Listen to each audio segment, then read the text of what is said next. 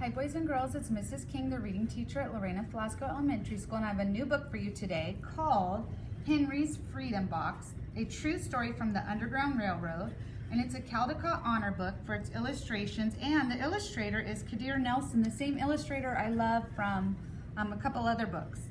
I know we've read one for sure, and it's by Ellen Levine, or Levine, I'm not sure how you say her name. Here we go.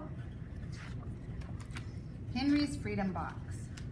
Henry Brown wasn't sure how old he was. Henry was a slave, and slaves weren't allowed to know their birthdays.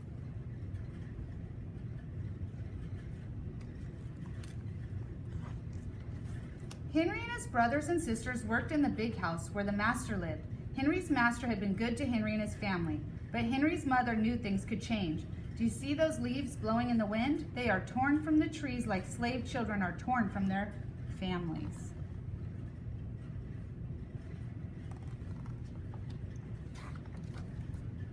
One morning, the master called for Henry and his mother.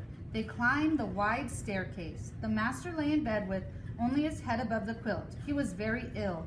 He beckoned them to come closer. Some slaves were freed by their owners. Henry's heart beat fast. Maybe the master would set him free. But the master said, "You are a good worker, Henry. I am giving you to my son. You must obey him and never tell a lie." Henry nodded, but he didn't say thank you. That would have been a lie.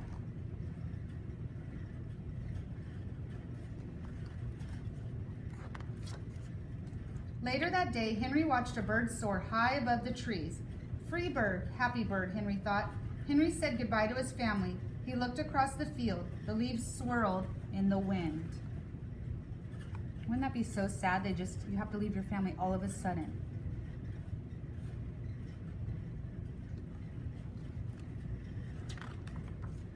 Henry worked in his new master's factory. He was good at his job.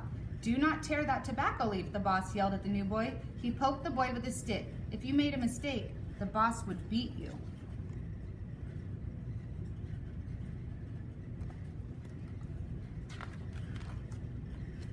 Henry was lonely. One day he met Nancy, who was shopping for her mistress. They walked and talked and agreed to meet again. Henry felt like singing, but slaves didn't dare sing in the streets. Instead, he hummed all the way home.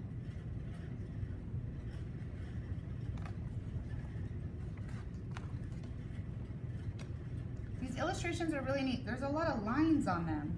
I don't think you could see in the video, but if you get the book, you can look closer, or you can borrow it from me when we come back to school. Months later, Henry asked Nancy to be his wife. When both their masters agreed, Henry and Nancy were married. Soon there was a little baby, then another and another. Henry knew they were very lucky. They lived together even though they had different masters. But Nancy was worried. Her master had lost a great deal of money. "I'm afraid he will sell our children," she said. Henry sat very still. Could you imagine if your children being taken away, or your mother and father being taken away for a child? Very scary and sad. Henry worked hard all morning. He tried to forget what Nancy had said.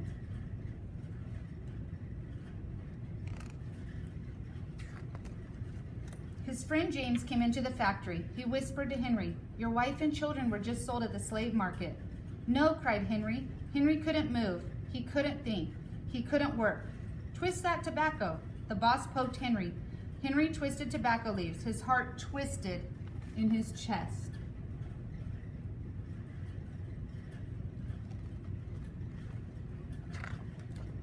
At lunchtime, Henry rushed to the center of town. A large group of slaves was tied together. The owner shouted at them. Henry looked for his family. "Father, father!" Henry watched his children disappear down the road. Where was Nancy? He saw her the same moment she saw him. When he wiped away his tears, Nancy too was gone.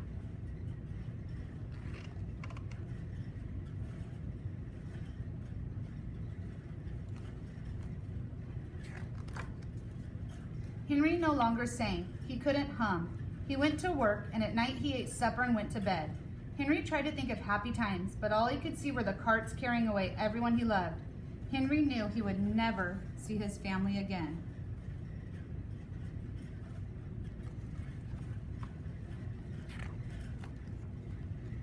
Many weeks passed. One morning, Henry heard singing. A little bird flew out of a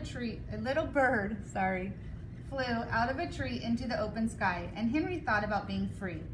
But how? As he lifted a crate, he knew the answer. He asked James and Dr. Smith to help him. Dr. Smith was a white man who thought slavery was wrong. They met early the next day at an empty warehouse. Henry arrived with a box. "I will mail myself to a place where there are no slaves," he said. James stared at the box, then at Henry. "What if you cough and someone hears you?" "I will cover my mouth and hope," Henry said.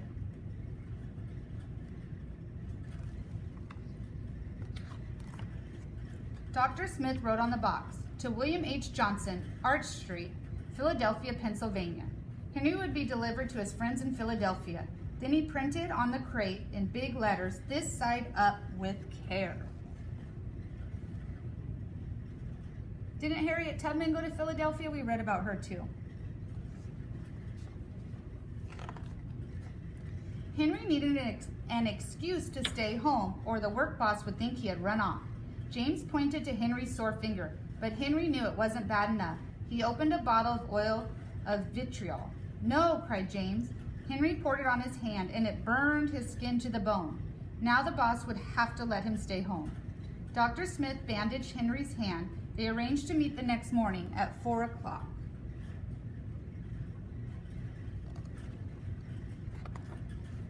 The sun was not yet up when Henry climbed into the box. "Ready?" he said. James nailed down the lid. Dr. Smith and James drove to the station. The railway clerk tipped the box over and nailed a paper to the bottom. Dr. Smith begged the clerks to be careful, but they didn't listen. They threw the box into the baggage car. It's still right side up. Let's see if it stays that way.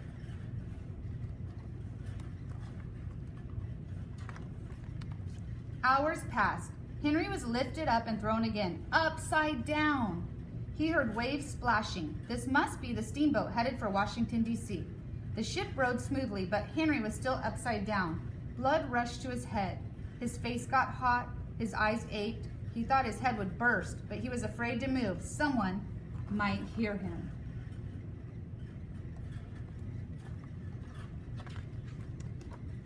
"I'm tired of standing," someone said. "Why don't we move that box and sit on it?" said another. Henry held his breath. Could they be talking about his box?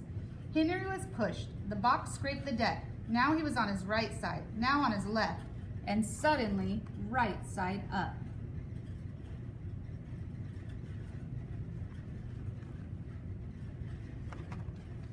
"What do you think is in here?" said the first man. "Mail, I guess," said the other. "I am mail," thought Henry, but not the kind they imagined. Henry was carried off the steamboat and placed in a railroad car, this time head up. He fell asleep to the rattling song of the train wheels. I wonder how many days it took for him to go. He awoke to loud knocking. "Henry, are you all right in there?" "All right," he answered. The cover was pried open. Henry stretched and stood up. 4 men smiled at him. "Welcome to Philadelphia." At last, Henry had a birthday, March 30th, 1849, his first day of freedom. And from that day on, he also had a middle name. Everyone called him Henry Box Brown.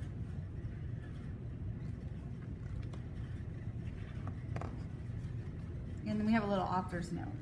He would be interesting. It says it's a true story to research about him. I hope you guys liked Henry's Freedom Box. I'll see you guys next time. Bye.